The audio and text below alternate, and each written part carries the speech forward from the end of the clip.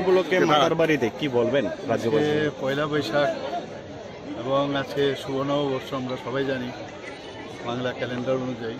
তাছাড়া জনজাতি যারা আছে তাদেরও কিন্তু বিভিন্ন নামে নববর্ষ আজকে।